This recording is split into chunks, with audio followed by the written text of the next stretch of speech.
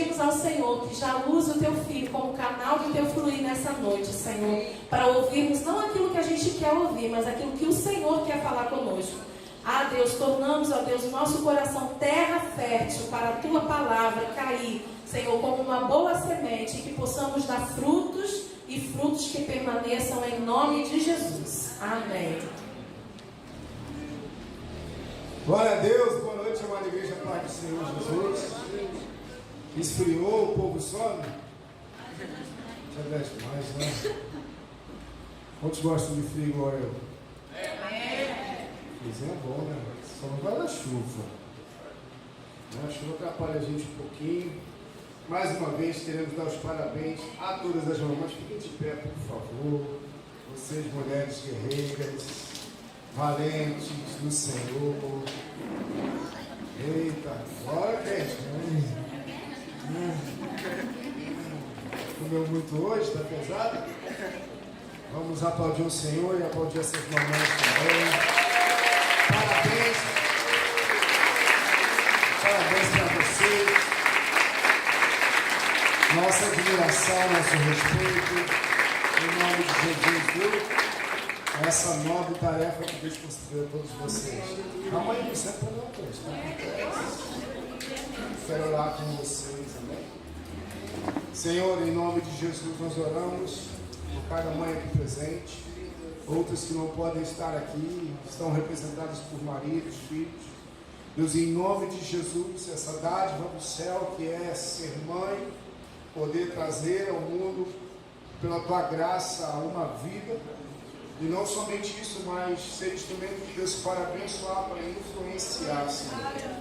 Em nome de Jesus, eu oro por cada mãe nessa igreja, eu oro por cada guerreira, Senhor, mães que não têm marido, mães solteiras, mães que têm seus esposos, mães que têm procurado fazer o seu melhor, mães que estão em busca de fazer o melhor, que estão sendo aperfeiçoadas na tua palavra, que estão sendo santificadas na tua palavra. Deus, em nome de Jesus, pelo poder do teu Espírito Santo, fala com elas nessa noite, ministra, Senhor, ao coração delas nessa noite, que elas sejam renovadas na sua missão nessa noite, em nome de Jesus. Mães como representantes de lar, como chefes de família, em nome de Jesus, que as mãos delas sejam fortalecidas, que os pés delas sejam fortalecidos no Senhor, no seu poder, que a armadura de Deus que nos reveste para suportar o dia mal, em nome de Jesus, seja sobre cada uma delas, que elas tomem essa armadura dia após dia. E se valem, Senhor, se posicionem na tua presença para cumprir o teu propósito, Deus, em nome de Jesus. Que elas não soltem as regras do seu lar, que elas governem bem a sua casa, caso aquelas que estejam debaixo dessa autoridade ou aquelas que estão sob a submissão, a missão do marido, Senhor, em nome de Jesus, que elas sejam instrumento de Deus, auxiliadora fiel, para gerar uma geração, para deixar uma descendência abençoada sobre a terra, em nome de Jesus. Amém e amém. Glória a Deus para Senhor. Poder sentar, mamães. Vocês são feras demais. Vou tentar me esforçar para falar mais perto do microfone. Meus amados na mesa de som, né, meu irmão? Como vocês são amados por me suportar. Aleluia. Nesse mês da família eu quero compartilhar uma mensagem com você. Estivemos falando aqui na semana passada, eu e minha esposa, continuamos aqui na terça-feira com um bate-papo, né, dentro desse contexto de família. Foi muito precioso, muito poderoso. Então todas as mensagens que estão sendo ministradas nesse mês de maio são especificamente com esse objetivo de fortalecer, fundamentar, encorajar você no contexto familiar, trazendo a realidade da palavra de Deus. Já fazemos isso há alguns anos e temos visto muito resultado da parte de Deus, testemunhos de pessoas, né, que foram abençoadas e impactadas com essas mensagens. Então que o Espírito Santo nos capacite mais uma vez, e o teu coração seja uma terra boa e fértil, amém? onde Ele já preparou durante este dia para você receber da palavra dele. O tema da mensagem que eu quero compartilhar contigo é a profecia. Pode botar aqui, por favor? A profecia se cumpre em mim. Está aí já? Imagem? A profecia se cumpre em mim e em você. Que profecia é essa? Várias da Bíblia já se cumpriram. Nós somos resultado do cumprimento de várias profecias liberadas acerca da palavra de Deus, acerca de nós. Então, essa é uma afirmação, não é uma pergunta, ela se cumpriu. E essa profecia que a gente vai falar nesta noite é algo que a gente ouve quando se fala de família. Uma passagem bíblica que foi profetizada na Velha Aliança, no Velho Testamento, que se cumpre sobre nós, mas muitas das vezes a gente não procura olhar o contexto em que ela foi profetizada. Nós achamos simplesmente que diz a respeito do Espírito Santo, de Cristo, até mesmo de João Batista, mas essa profecia foi liberada debaixo de um contexto social da nação de Israel naquela época. Está lá em Malaquias, capítulo 4, verso 6, você pode abrir comigo. Malaquias 4, 6. Nós vamos falar inicialmente esse versículo de forma isolada, porém depois a gente vai estudar, vai entrar um pouquinho no seu contexto. Vai falar assim: Ele fará com que os corações dos pais se voltem para os filhos e o coração dos filhos para os seus pais. Do contrário, eu virei e castigarei a terra com maldição. Nós observamos que esse é o último versículo do último capítulo do livro de Malaquias, do profeta Malaquias, que encerra o então chamado Velho Testamento, Velha Aliança. E essa profecia aponta, né, para o próprio Filho de Deus, o próprio Espírito Santo, por meio de João Batista, que vai chamar Israel a se arrepender, ao arrependimento. Então essa profecia, ela se cumpre sobre nós, porque por meio de Jesus Cristo, que foi intercedido por João Batista e posteriormente o Espírito Santo tem esse cumprimento em nós. Em que sentido? Porque é somente pelo Espírito Santo que Deus liberou essa palavra, o entendimento de que o nosso coração seja convertido ao coração dos nossos filhos e dos filhos aos pais. Quando nós pensamos em conversão, nós lembramos da minha e da sua conversão. Conversão fala de quê? O que significa converter-se? Conversão, o que significa? Mudança de rota de quantos graus?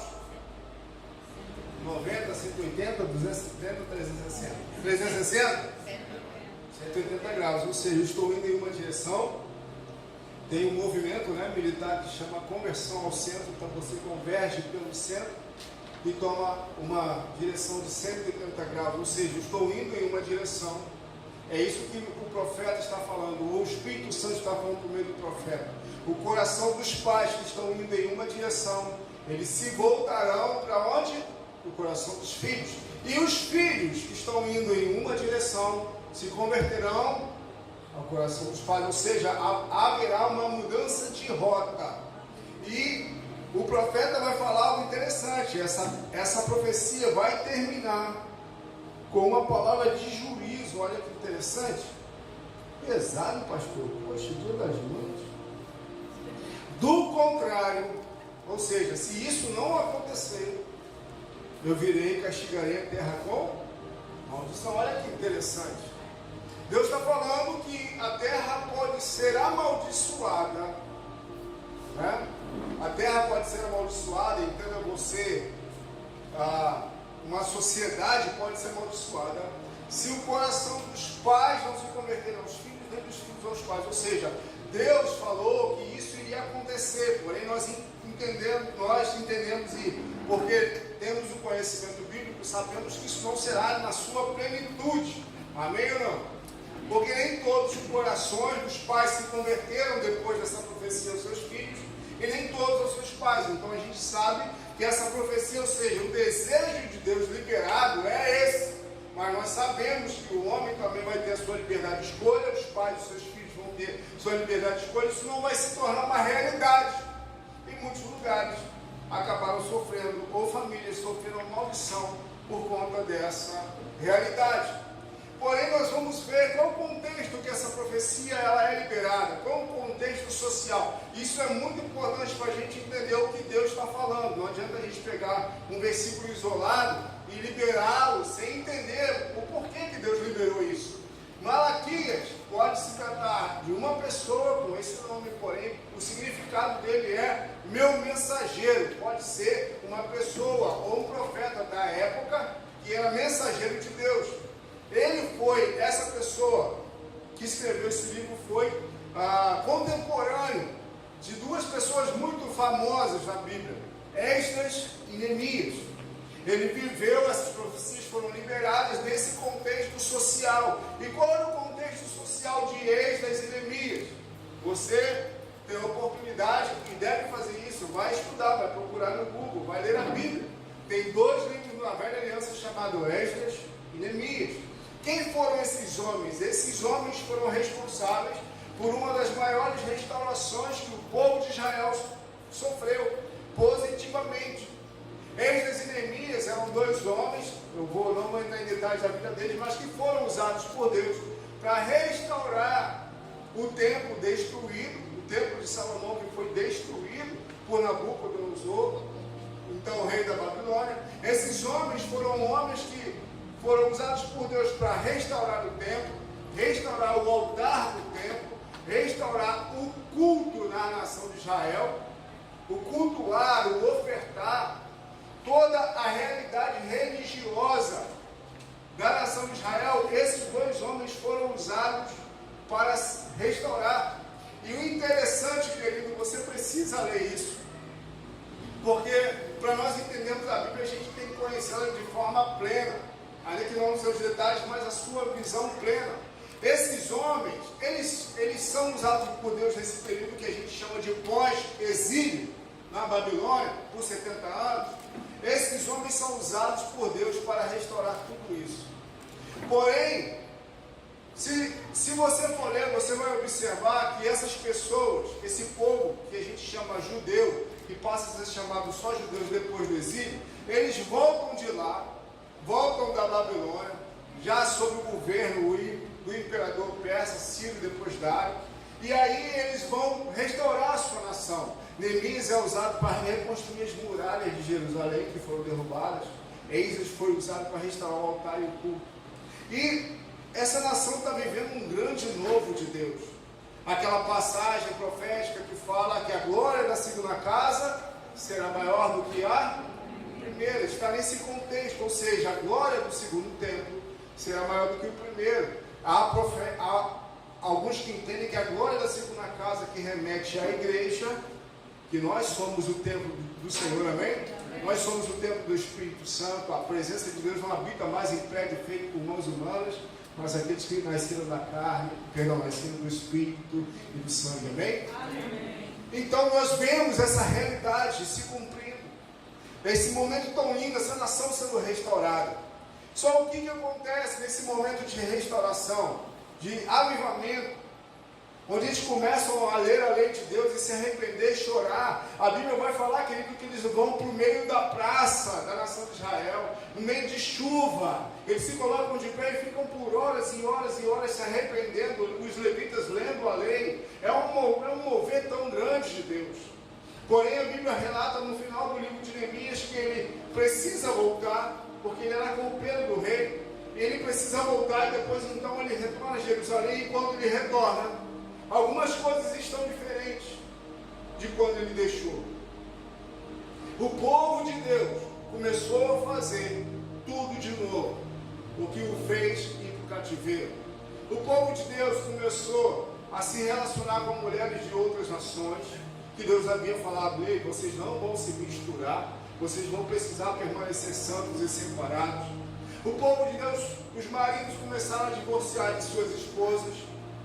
Eles começaram a praticar, a começar em casa, a praticar tudo aquilo que Deus não falou para eles não fazerem. Neemias então se espanta, porque no templo do Senhor, em lugares santos, o povo, por causa de política, coloca pessoas que outrora tentaram atrapalhar a reconstrução do templo. Alguma semelhança com os dias de hoje? Com certeza.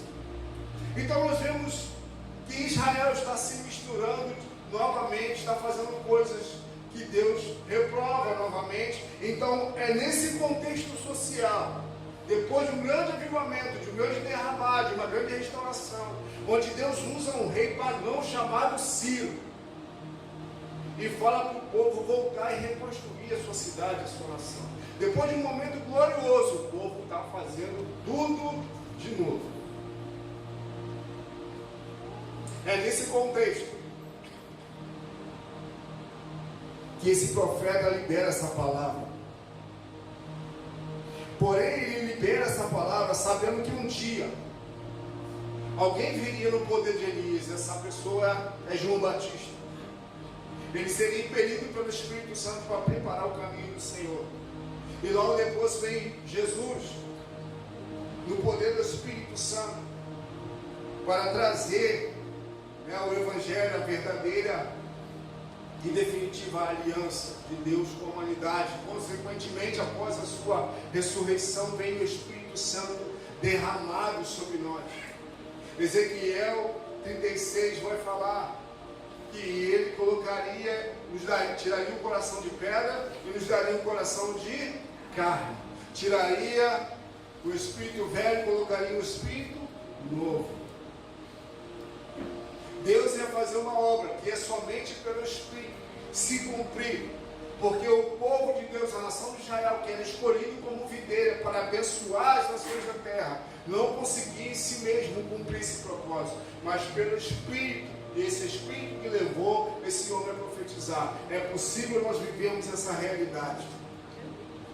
É possível eu, meu irmão, você, meu irmão, minha irmã, a viver essa realidade de que os nossos corações, de fato, se converterem para os nossos filhos e o coração dos nossos filhos se converterem para os seus pais.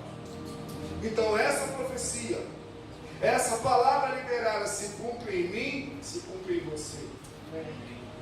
E nesse livro, desde o capítulo 1, há várias mensagens onde Deus vai conversar com o povo. Malaquias 1:2, olha só o que Deus fala: eu sempre os amei, diz o Senhor. Seja no momento de escravidão no Egito, seja no momento de exílio babilônico de 70 anos, Deus afirma: eu sempre os amei. Mas vocês perguntam: de que maneira os amaste? Deus começa a conversar com o povo, começa a questionar o povo. No verso 6, olha só que interessante: o filho honra seu pai, o servo ao Senhor. Se eu sou pai, diz o Senhor, onde está a honra que me é devida? Se eu sou o Senhor, onde está o temor que me deve? Pergunta o Senhor dos Exércitos a vocês, sacerdotes, são vocês que desprezam o meu nome. Deus começa falando com o povo, depois Deus vai bater nos sacerdotes, nos líderes do povo. E o que é mais interessante nesse contexto social? Eu falei que o culto havia sido restabelecido, porém, aqui o culto está acontecendo, o templo está erguido, a nação está caminhando, a máquina está girando. E Deus vai falar assim: mas vocês me perguntam no verso 6b, de que maneira temos desprezado o teu nome? Deus fala: trazendo comida impura ao meu altar. Porque Deus tinha falado que no altar dele tinha que ser algo puro, não podia ser algo impuro. Ou seja, os sacerdotes estavam levando ofertas impuras para o altar do Senhor. O culto está acontecendo? Tá. Nós estamos indo à igreja? Sim. E as igrejas às vezes até estão cheias? Sim. Nada contra. Mas a questão é: nós estamos vivendo a realidade da promessa de Deus, a começar na nossa casa? Ou estamos simplesmente acostumados com uma normalidade aparente? Aparentemente é legal, aparentemente é bom, aparentemente as coisas estão funcionando. Mas o desejo de Deus para o povo nessa época não era esse. O desejo do povo de Deus é: inculca no teu filho, inculca a palavra de Deus nele. Filho, vai e honra teu pai e tua mãe, que é o mesmo mandamento com promessa. Deus não está falando, Deus não está retirando a importância dos cultos, Deus não está retirando a importância das ofertas. Mas Deus está falando assim: ei, eu quero algo mais profundo do que simples atividade religiosa. Eu quero o coração de vocês. O coração é mais importante. O entendimento de que eu chamei Abraão para que nele todas as famílias da terra fossem benditas. Israel, acorda! Eu fiz um pacto, uma aliança com Abraão. Eu o chamei para ser bênção sobre toda a terra. Eu não chamei vocês simplesmente para praticar um culto, um ritual. Como se aos olhos humanos está tudo bem. Não, está tudo mal, está tudo errado. Então Deus vai tratar com várias classes de pessoas nesse livro de Malaquias. E por isso que nós precisamos crer, querido, que essa profecia se cumpre em nós. Que profecia? O Espírito Santo foi derramado e foi liberado. Para que nós entendamos que começa dentro de casa. A família é o propósito de Deus. Uma igreja com família fraca não adianta. Uma igreja fraca, uma igreja construída de pessoas. E Deus vai bater muito nos sacerdotes nesse livro. Por quê? Porque são eles os responsáveis de conduzir o povo. Mas todo sacerdote tem uma função paterna ainda. E tudo que Deus fala na velha aliança é transmitido de pai para filho. Lembra de Isaac? Vamos nos lembrar do sacrifício, o famoso sacrifício de Isaac. A Bíblia fala que Abraão deixa seu servo embaixo do monte, chama seu filho para subir no morro, para a fim de ir lá sacrificar. E o filho dele fala: pai, estou vendo aqui tudo, mas está faltando uma coisa. O que é? A oferta. Abraão fala: Deus providenciará para si um cordeiro, profetizando acerca de Cristo, não é isso? Ou seja, Isaac não fez essa pergunta à toa. É porque ele era alguém instruído no culto, no processo de culto, através de uma oferta. Porque se Isaac não fosse, ele ia falar que estava tudo certo. Não, Isaac sabia, ele era instruído pelo pai, que tinha que ter o quê? A oferta. Tudo na nação de Israel começa dentro de casa. Foi assim em Abraão. Hoje, nós às vezes queremos transferir responsabilidade. A gente quer terceirizar alguma coisa. Mas nós precisamos entender que eu recebi o Espírito em nome de Jesus. Você recebeu o Espírito em nome de Jesus. Amém? Isso não precisa de intermediador, isso não depende de um pastor. Isso precisa partir da fé em Cristo Jesus. Pelo sacrifício dele na cruz, sobre a minha vida, de que sobre mim repousa graça, capacidade da parte de Deus para eu poder fazer aquilo que é necessário, ou fazer o meu melhor, convertendo o meu coração, se voltando de fato para os meus filhos. Isso fala não somente de uma família no sentido perfeita, mas fala de um coração que se volta, que se inclina, que entende a missão de Deus liberado lá sobre Abraão, querido. Nós temos perdido isso. Tanto tem se falado, tanto tem mencionado, o quanto a tecnologia tem entrado. E nós temos o hábito de amaldiçoar a tecnologia, porém, nós temos que entender de quem são aqueles que manipulam a tecnologia. Levanta a sua mão. O controle funciona sozinho na sua casa, na televisão? Seu celular? Tem o dedo de alguém, tem? Nós precisamos entender, nada contra, por favor, que a tecnologia trabalha a nosso favor, amém? Sirva para a edificação da sua casa, amém, querido? Amém. Mas nós precisamos crer, querido, nessa realidade. Meu coração convertido para os meus filhos não fala simplesmente de eu voltar todo o meu ser para eles, não, mas fala antes de tudo ensiná-los que o meu coração pertence a Cristo. O altar da minha casa é de Cristo e não deles, porque isso passa pelos ensinamentos. E Jesus já falava o primeiro mandamento: amar a Deus sobre todas as coisas. Amém ou não? Amém. Então se Se eu amo o Senhor, meus filhos, minha casa precisa ver isso. Precisa desfrutar disso, precisa ter isso como consciência. Porque faz parte de todo um processo de ensino, de legado que vai ser deixado. E hoje, muitas vezes, os filhos são os reis da casa. Quando a gente é pai mais experiente, e a gente vê uma criança fazendo pirraça, a criança faz pirraça, o pai não faz. A gente fica assim, olha lá, já vi esse filme, não é verdade? Mas quando a gente é marinheiro de primeira viagem, a gente não quer deixar a criança chorando porque incomoda, a gente não quer disciplinar porque incomoda, porque dá trabalho, é trabalhoso, não é? Mas faz parte do processo. E às vezes, de repente, para a gente passar logo, resolver logo o problema, toma, dá um doce, toma, empurra uma bala, toma, empurra o celular. A gente faz algo simplesmente para ficar aliviado, para a gente ter um pouco de paz. Mas é melhor ter um pouco de trabalho agora do que ter trabalho mais tarde. Mas tem pais que não querem ter trabalho. Irrita o choro de uma criança, às vezes irrita. Ai, pastor, mas não. Deixa só comigo então, já me irritou bastante. Cheguei virado do serviço, estou querendo dormir, o filho está chorando. Ou tem que sair com o filho, tem que passear, tem que fazer alguma coisa, tem que levar no hospital. Trabalhos inerentes ao teu pai. Tem que orar com o filho, tem que ensinar, tem que sentar, tem que olhar no olho. O meu coração convertido a Ele, não fala onde Ele é o meu centro. Não é isso que a Bíblia está falando. É levá-lo a entender que o meu centro é Deus. De que Ele faz parte desse propósito.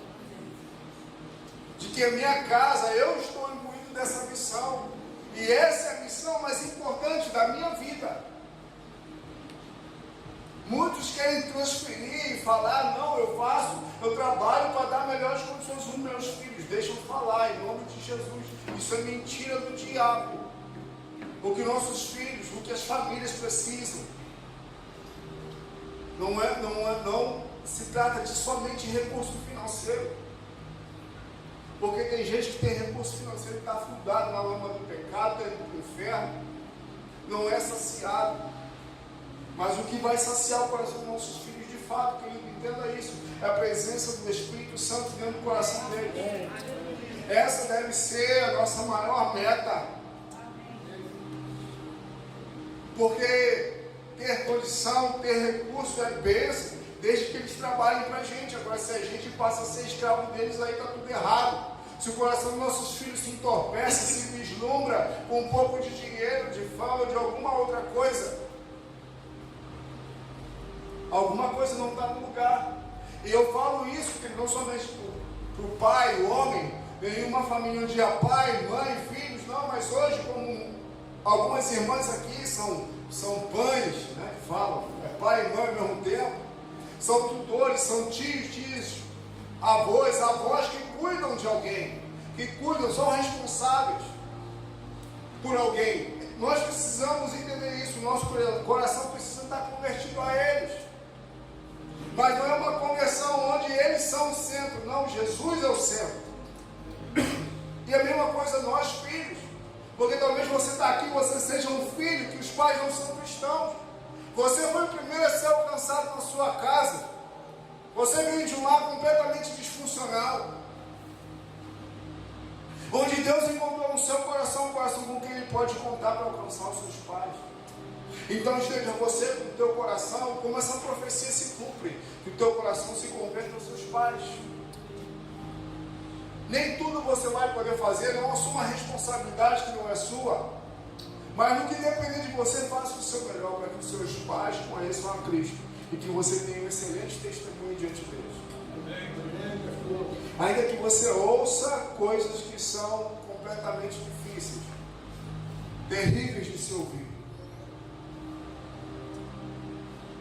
Malaquias vai falar, capítulo 4, verso 1: pois certamente vem o dia, ardente como uma fornalha.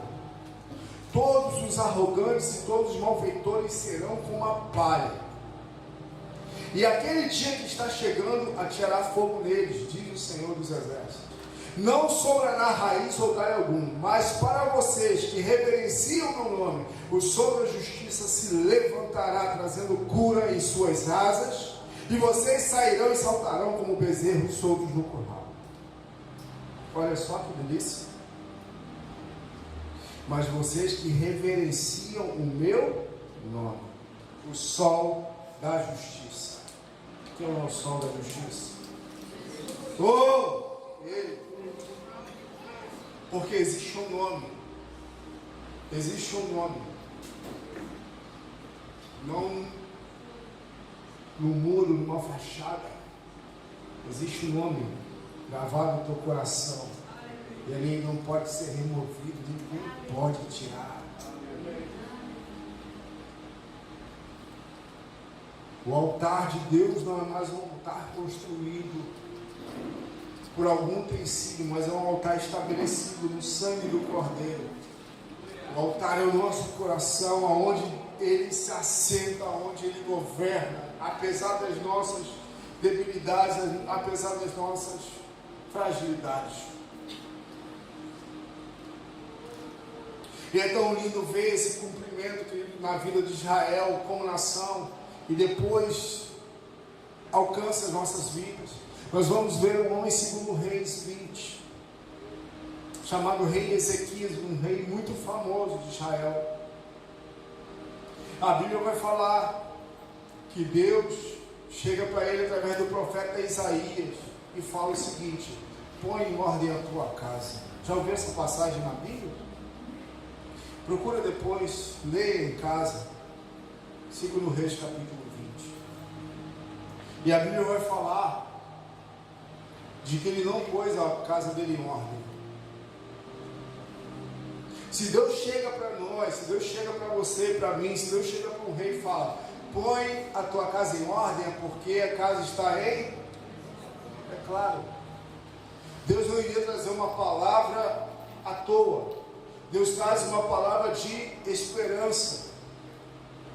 Deus não traz juízo imediato, Ele sempre dá a oportunidade da gente se arrepender, da gente mudar a nossa atitude. Então Deus fala para esse rei: põe a tua casa em ordem, porque você vai morrer. A Bíblia fala que ele ora, que ele clama, Deus concede a ele mais 15 anos. Não são 15 dias, 15 anos. E a Bíblia vai mencionar que quando ele morre, antes de ele morrer, ele recebe uma carta de pessoas lá da Babilônia, de autoridades da Babilônia. E a Bíblia vai falar que ele mostra todos os seus tesouros, todos os tesouros do seu palácio. E o profeta chega para ele: o que esses homens da Babilônia vieram ver? Ele: todos os meus tesouros. Ou seja, não foi Deus que deu a ele, não foi Deus que permitiu ele ganhar tudo aquilo. Olha o que o coração do pai foi roubado. Foi o coração dele, foi ele que fez, foi ele que alcançou. Não. Abandonou o princípio de tudo, ou seja, Deus me concede, Deus me dá a permissão de alcançar isso. Davi falou: quem sou eu e quem é a minha casa para que o Senhor conceda tudo isso? Mas esse rei Ezequias falou com seu coração arrogante: meu tesouro, tudo aquilo que eu conquistei.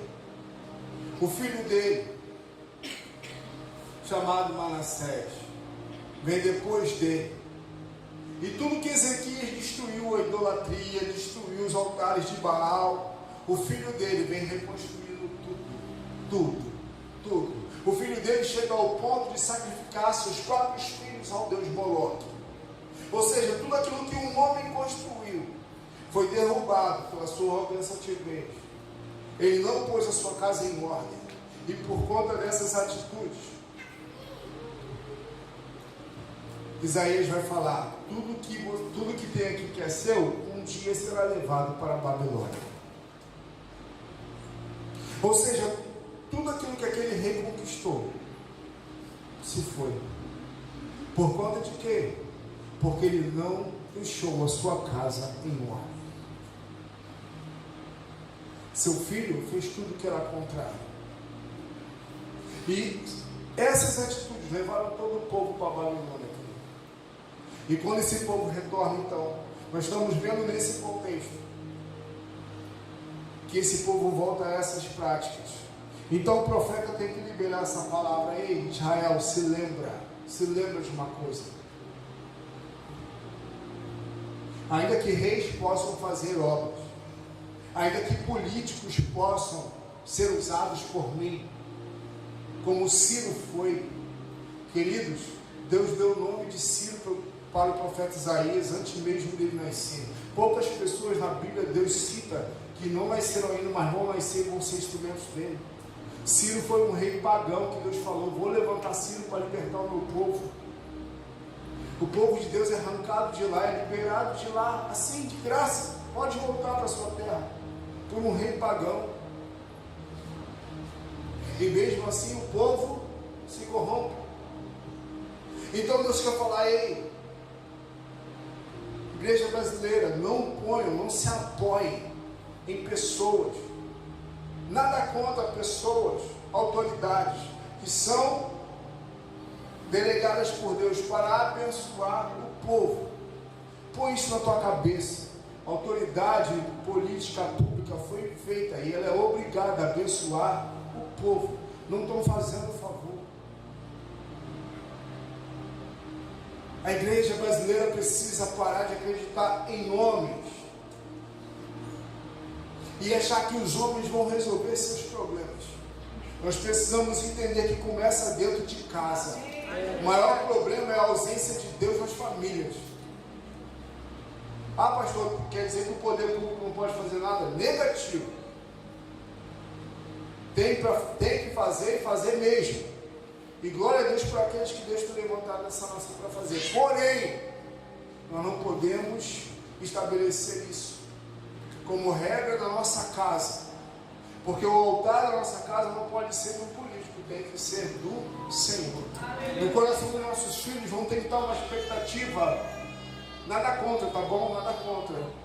De viajar para outra nação, para ganhar a vida em outra nação, nada contra. Porém, se o coração dele não tiver o Senhor, vai chegar lá, ele vai ter recurso e vai se esquecer do Senhor. Nós precisamos colocar na cabeça dos nossos filhos, na vida da nossa casa, da nossa família, da igreja brasileira: ei, o que eu tenho, o que eu vou ter, o que eu vou ser, o Senhor me permitirá, o Senhor vai me conceder. Ainda que eu estude, vire noite, vire madrugada, ainda que eu faça, mas é o Senhor que me capacita a fazer. E depois que eu conquistar, foi o Senhor que me deu. Foi o Senhor que me concedeu. O Senhor teve graça e misericórdia de mim para me conceder, porque Davi falou, ele reconheceu o cara que derrubou um gigante, o cara que fez proezas militares. Ele falou: quem sou eu e quem é minha casa? Quando eu li isso, eu falei: para. Sabe quando você vê uma frase assim na Bíblia, você fala: pera aí. O coração de Davi, quando Deus prometeu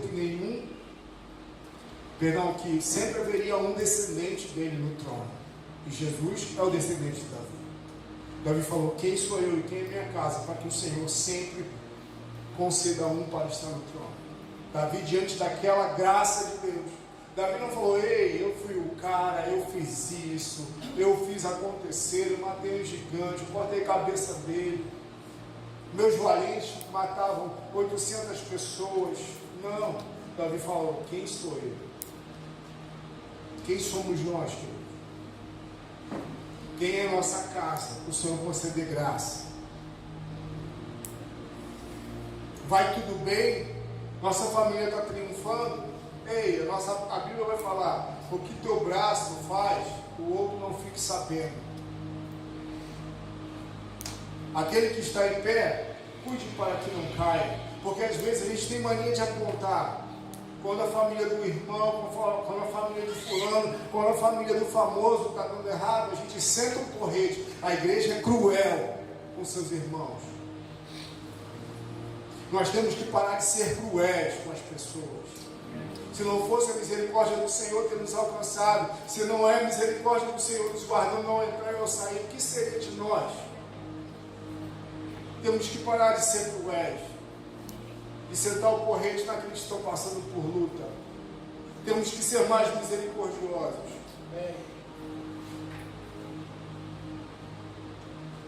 E deixa eu falar uma coisa para a instituição que eu quero encerrar. A gente brinca com as falas de língua estranha do irmãozinho lá do inglês, lembra? Vocês sabem o que eu estou falando. A igreja senta o porrete num jovem de 15 anos. Que crueldade. Mata espiritualmente aqueles que falham. Só que a gente se esquece do que a Bíblia fala. A Bíblia vai falar de um rei chamado Davi, que aprontou, que se estivesse do nosso lado é capaz de a gente matar ele de paulada. Porque ele adulterou. Porque ele foi homicida. Porque ele não fez nada quando seu filho estuprou a sua filha. Mas para Deus, Deus falou, esse homem é um homem segundo o meu coração. Isso nos revela que a natureza de Deus, ela é completamente, muito além da nossa. E somente pelo Espírito Santo que a gente pode, de fato, compreender o coração e a mente do Senhor. Então paremos, igreja, de sentar o porrete. Nós precisamos ter olhos de misericórdia por aqueles que caíram. Porque é horrível cair. Você que já pecou sabe como é ruim pecar. Não é ruim? O pecado dói, nos amassa. A gente sofre condenação. E já basta a condenação do inferno. E tem a própria igreja amassando. Sai fora, meu irmão. Seja um braço estendido de misericórdia. O pastor está falando para ser conivente? De forma alguma. Mas nós precisamos ser mais misericordiosos. Porque às vezes a nossa casa está em frangalhos, mas a gente aponta o dedo. A gente mata o irmão. Envia palavras de maldição, mas não tem coragem de liberar a palavra de vitória, de triunfo para o nosso próprio filho que está aqui. A gente não tem coragem de se converter, de fazer o que for necessário, de nos mover no espírito, mas a gente tem a língua grande para amaldiçoar. E vão dar cabo das palavras, porque a Bíblia fala que no dia do juízo nós seremos julgados também pelas nossas palavras e pensamentos. Então cuidado com o que sai da sua boca. A Bíblia fala, não sai da sua boca nenhuma palavra torpe, mas temperada com sal. A nossa palavra precisa ser temperada com sal, para abençoar. Você gostaria de que alguém amaldiçoasse o seu filho? Então não amaldiçoe o filho dos outros. Vamos parar de brincadeira. O mundo está rindo da gente e a gente está brincando. Vamos levar o evangelho a sério, irmão. Não se trata de internet, se trata de salvação, céu ou inferno. A gente precisa ser mais maduro com algumas coisas e menos tolos com outras. Quantos de nós já não fizemos loucuras? Se a gente chama um ímpio para cá num culto onde tem um mover de Deus, quantos de repente vão falar que a gente é maluco? Mas a gente tem o dedo para apontar para aquilo que a gente vê na internet. Hashtag, fica a dica, volta aqui agora. Essa profecia se cumpre em nós pelo poder do Espírito. E nós, como igreja, precisamos acreditar nisso. Se a gente não crê, quem vai crer por nós? Eu preciso crer que Malaquias deixou essa palavra. E quando eu olho para a obra de João Batista, de Jesus, e a liberação do Espírito Santo em Atos 2, eu falo, cara, isso é para mim. Mas isso não foi na minha conversão, isso não foi quando a primeira vez quando eu fui batizado. Isso é para mim todo dia. Isso é para você todo dia. Essa promessa, essa profecia, isso que foi liberado se cumpre em você todo dia. Se cumpre, é uma realidade quando a gente está fraco, é uma realidade quando nós estamos fortes. É combustível para nós, todos os dias da nossa vida. Falar, ei, a minha casa é um projeto de Deus. Ei, começou lá em Abraão, veio antes, veio Noé, veio Adão. O diabo trabalhou, trabalha até hoje, e pesado para destruir isso. Mas essa promessa, essa profecia se cumpre. Aleluia!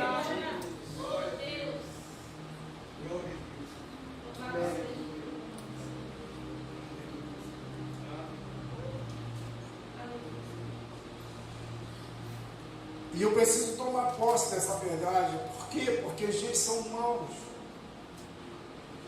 Nós somos cercados de inseguranças, de situações difíceis, onde nós observamos tragédias familiares.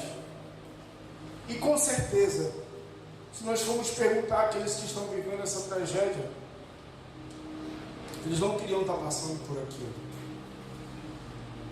E eu quero deixar essa palavra para você. Se espírito for liberado com propósito, para que a nossa realidade familiar não seja uma tragédia, mas seja instrumento de Deus para abençoar as nações da terra. Foi liberado sobre Abraão, nosso pai na fé. Em ti serão benditas todas as nações da terra. Isso fala de um legado. Isso fala de um propósito de Deus. Então sai da superficialidade e tenta mergulhar na profundidade da revelação do Espírito nessa noite. Que você foi chamado com o propósito de construir família. E ainda que a tua não tenha dado certo até hoje, mas a partir de hoje pode começar a dar certo se você tomar posse dessa realidade. Não estou te prometendo que tudo vai mudar. Talvez algumas coisas nunca vão mudar. Mas se mudar dentro de você já é uma grande coisa. Então tome posse dessa verdade. Tenha coragem para viver essa realidade. Ainda que a tua mente te remeta a um passado ou circunstâncias ao qual você foi criado totalmente fora dessa realidade, saiba que em Jesus nós somos nova criatura. A Bíblia fala que as coisas velhas já passaram e tudo se fez novo. Nele eu sou novo, nele você é novo, nele você é restaurado, é ressurreto, é assentado às regiões celestiais como ele. E por meio desse Espírito é possível nós vivermos essa realidade. É possível o nosso coração se converter aos nossos filhos. Não para que eles sejam deuses diante de nós, mas é o propósito da família estabelecido aqui. Ainda que hajam cultos que funcionem, ainda que nós precisamos vir à igreja, compartilhar, estar juntos em um lugar, nos reunimos publicamente, isso não pode substituir o altar do nosso lar. Isso não pode remover o nome que é sobre todo nome, ser arrancado do nosso coração. Fica de pé no seu lugar.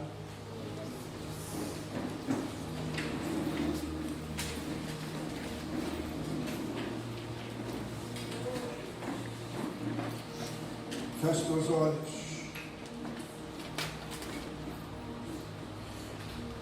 Quando nós falamos de família, não estamos aqui para apontar o dedo. Não estamos aqui para falar de famílias perfeitas.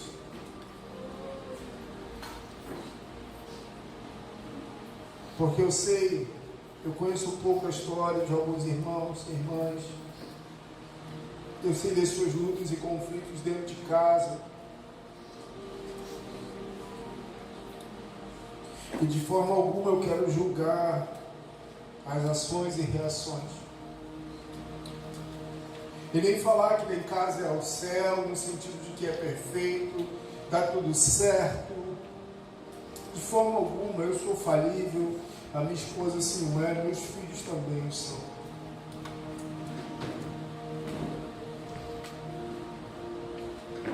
E nós vamos ver na família de muitos homens e mulheres de Deus na Bíblia, famílias complicadas, disfuncionais,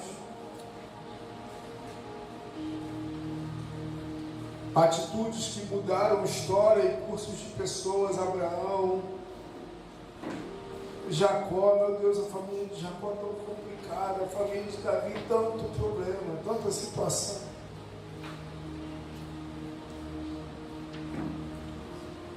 Sansão, que tinha um futuro tão lindo.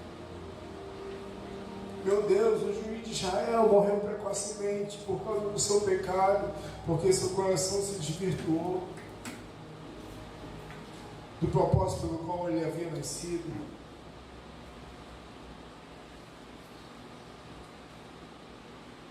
Nós lidamos com tantas histórias familiares. Você entrou aqui hoje de um jeito, você talvez chegou na igreja, conheceu Jesus de um jeito, uma bagagem às vezes pesada, uma história pesada, difícil.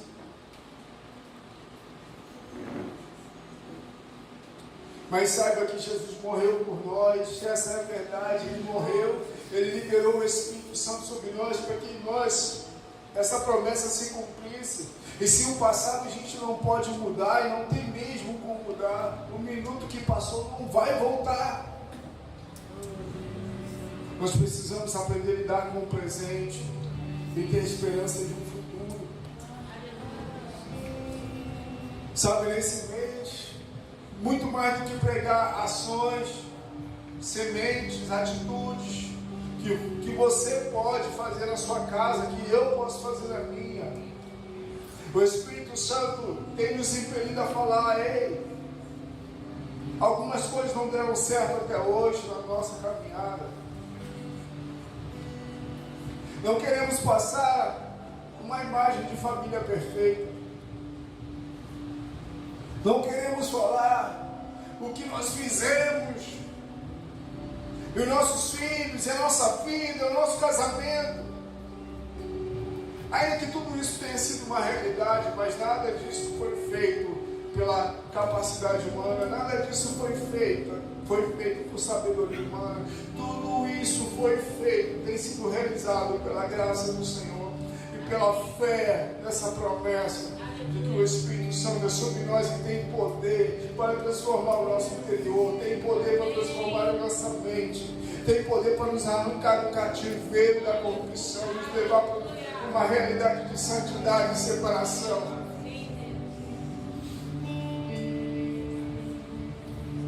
Espírito Santo, Tu és perfeito, em Ti habita toda a perfeição. Estamos aqui, Senhor, como família do Senhor.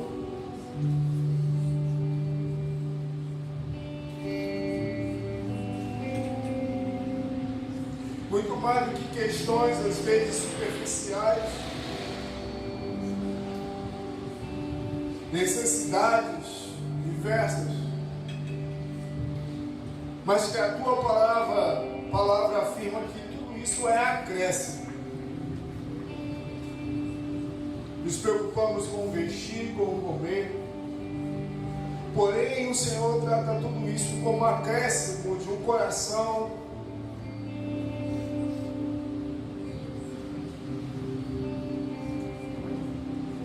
que o Teu reino está em primeiro lugar.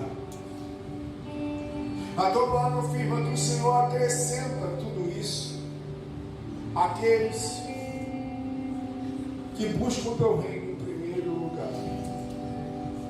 O Teu reino fala da Tua vontade, fala da eternidade, fala da realidade de um relacionamento constante e profundo contigo. Não fala de religião, não fala de boa educação, não fala simplesmente de diploma de economia. A Tua palavra afirma que aqueles que buscam em primeiro lugar o Teu reino, todas as coisas são acrescentadas. Ainda que venhamos aprender em curso de finanças, venhamos aprender em reuniões de família, ainda que possamos aprender, ter um coração ensinável, a Tua palavra, ela é certeira. Ela fala que aquele que busca o Teu reino em primeiro lugar, tudo lhe é acrescentado. Todas as demais coisas são acrescentadas. Buscar o Teu reino fala de inculcar a Tua palavra aos nossos filhos, de viver a realidade do céu na terra por meio da nossa casa, da nossa família, de buscar, não buscar, Senhor, simplesmente para ter um sucesso, não buscar que nossos filhos tenham uma boa profissão, tenham um excelente salário futuro, desfrutem de riquezas e gozo que nós nunca desfrutamos. Senhor, o maior legado é o reino de Deus em nossos filhos, as gerações que virão. Acorda, igreja. Mas nós não podemos passar a alguém aquilo que nós não temos, não podemos viver uma realidade, porque não adianta falar, vamos mais, vamos fazer isso mais, vamos estabelecer essas sementes a mais, porque se o reino de Deus não estiver em primeiro lugar no meu coração, nada do que eu faça, do que eu instrua, pode ser de fato vivido na sua plenitude, porque o povo de Israel estava no templo, eles estavam ofertando, eles estavam dizimando, eles estavam ofertando cordeiros, mas o coração deles estava distante. A religião não vai salvar, a igreja, o templo não vai salvar.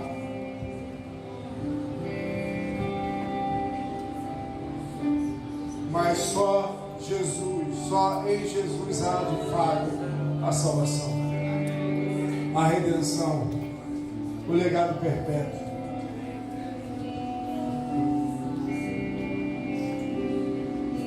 Espírito Santo,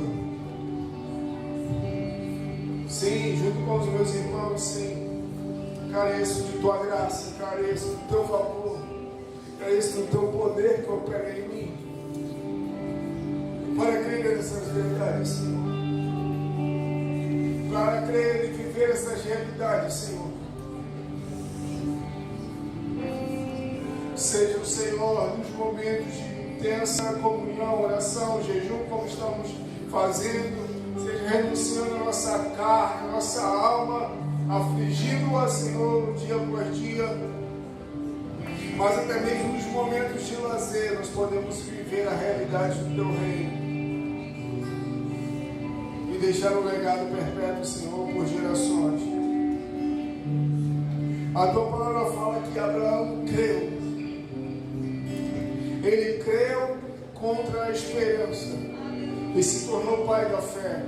A Bíblia fala que isso lhe foi imputado como justiça, ou seja, a fé que ele teve, como ele se moveu, foi estabelecido como fonte de justificação para ele. E assim, Senhor, hoje, se crermos como Abraão creu na verdade que o Senhor propõe, e conduzirmos as nossas vontades, atos, desejos, mediante essa fé, nós deixaremos também um legado. A nossa família é um propósito do Senhor. A nossa família é um propósito de Deus. Deus nos alcançou. Deus alcançou a nossa casa.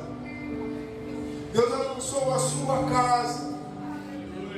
Deus alcançou a sua vida para alcançar a sua casa.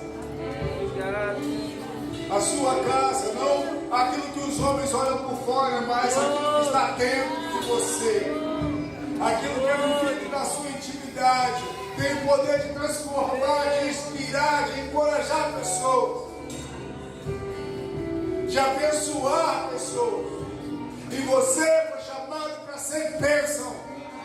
Ser tu uma bênção, Abraão. Ser tu uma bênção. Ser tu uma bênção, Francis. Ser tu uma bênção. Ser tu uma bênção, Walter. Ser tu uma bênção, Damir. Ser tu uma bênção, Daniel. Ser tu uma bênção, Miriam. Ser tu uma bênção, Mauraci. Ser tu uma bênção, Marcelo. Em ti serão benditas várias nações da terra, por onde você passar, por onde essa família passar. O desejo de Deus é que você deixe um legado de bênção, de frutificação saudável, de semente bendita. Seja removida pelo poder do Espírito toda palavra contrária sobre você, sobre a sua casa, sobre a mentira que tem se tornado verdade dentro de você. Não! A verdade é aquilo que Deus diz a nosso respeito. Aquilo que Ele pensa a meu e a seu respeito.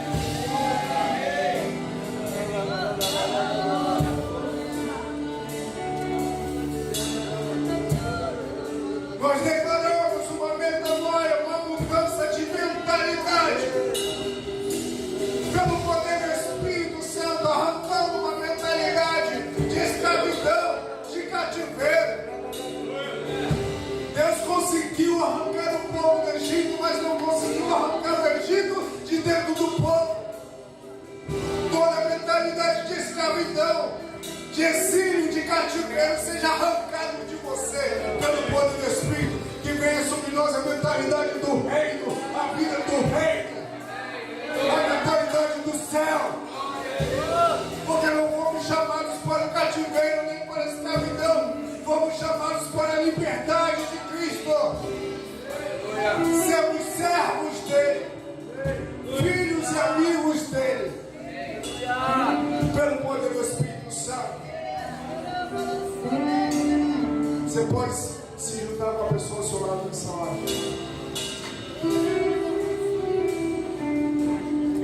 Meu irmão, deixa eu compartilhar contigo. Eu percebo como se fosse um tampão, tentando tapar e impedir de pessoas acessarem uma realidade do reino. Assim como Deus falou com Moisés: ei, faz tudo conforme viste acerca do tabernáculo que é no céu.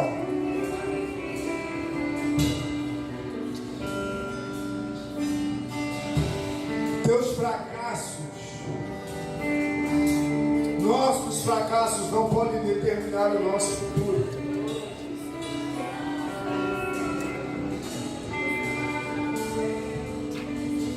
Seu fracasso pode de fato ter desencadeado algumas situações familiares. O seu erro, a sua falha. Mas e aí? Se você crê no perdão de Deus, o que fazer com esse fracasso? Se você crê que Deus é um Deus de hoje, Deus de amanhã, não Deus do passado, está na hora de deixar esse fracasso para lá. Aleluia. O Espírito Santo nos encoraja a acessar a realidade daquilo que Ele tem. Amém. Daquilo que Deus tem. Talvez isso nunca foi uma realidade para você, mas pode ser a partir de hoje. Vamos lutar uns pelos outros, igreja, nessa hora. Há uma batalha espiritual.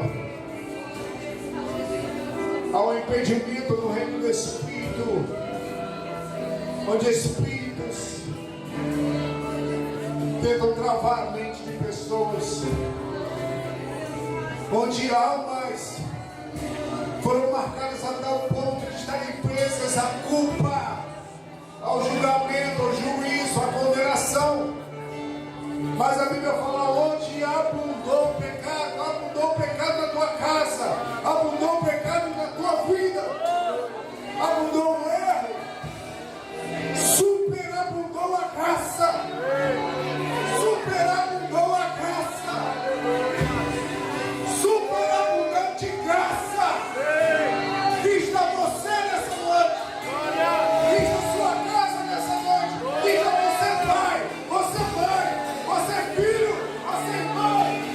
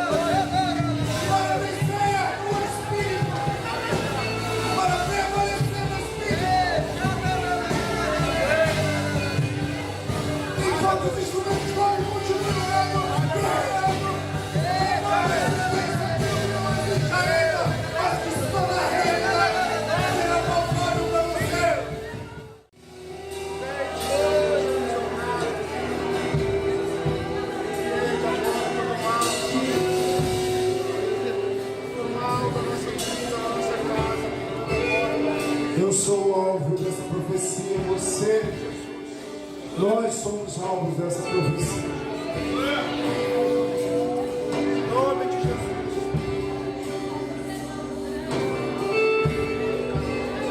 Outros que nós alcançaremos, outras famílias, homens e mulheres, jovens e crianças, são alvos dessa profecia. Ela se cumpre, tem se cumprido e se cumprirá. Fomos chamados para abençoar. Aleluia.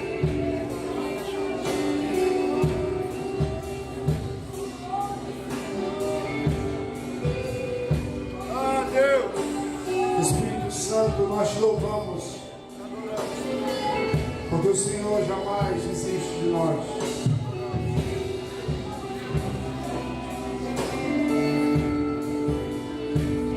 O Senhor acredita em nós todos os dias. A cada manhã, o Senhor nos dá a oportunidade de viver essa realidade. As tuas misericórdias são a causa de nós não sermos consumidos, elas não têm fim. Obrigado, Jesus. Obrigado pela tua misericórdia. Que não é para nós segundo as nossas falhas, nem segundo os nossos defeitos, mas segundo a tua graça, o teu amor. Obrigado, Jesus, pela tua graça e misericórdia sobre a nossa casa, a nossa família.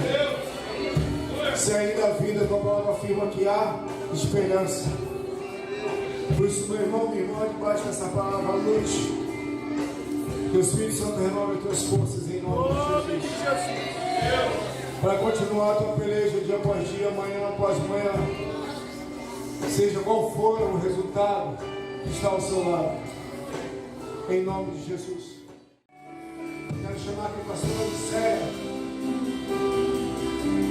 Pessoal, louvor, muito obrigado. Obrigado, glórias a Deus pela vida de vocês. Vamos tirar esse material daqui de cima. Pode se sentar a igreja por instantes. Vamos receber com muita alegria nossos pequeninos. Essa igreja é cheia de fogo do Espírito.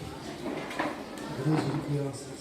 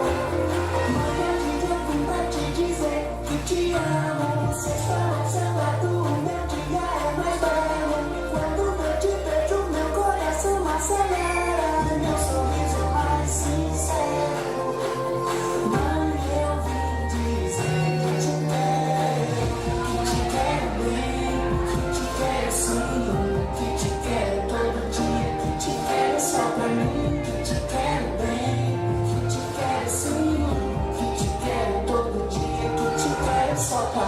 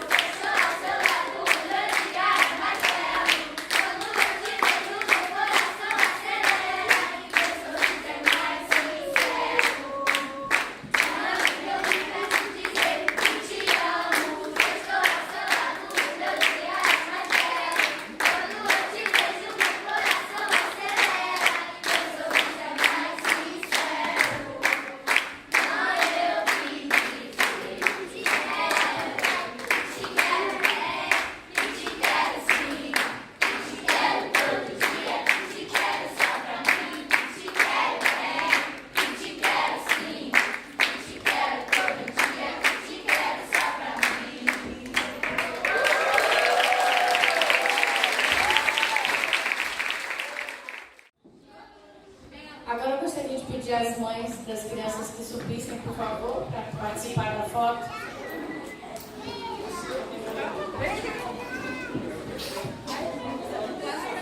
Tem mais? Bora, Ju!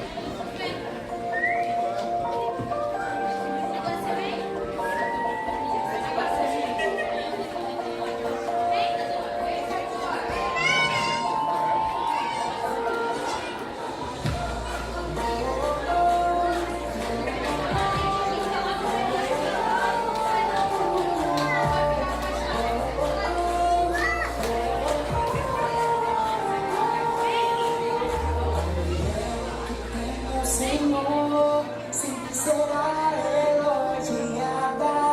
Não vou culpar a minha voz pra falar da minha mãe amada. Ela é linda, não cheirosa, mas que o perfume de todas as rosas.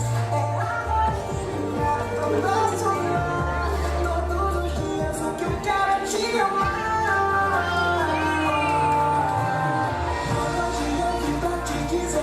Te amo, se estou ao seu lado, o meu dia é mais belo. Quando eu te vejo, meu coração acelera, e meu sorriso mais sincero. Em nome de Jesus, que o Senhor te abençoe, que o Senhor te guarde, que o Senhor faça resplandecer o seu rosto sobre ti e te dê a paz.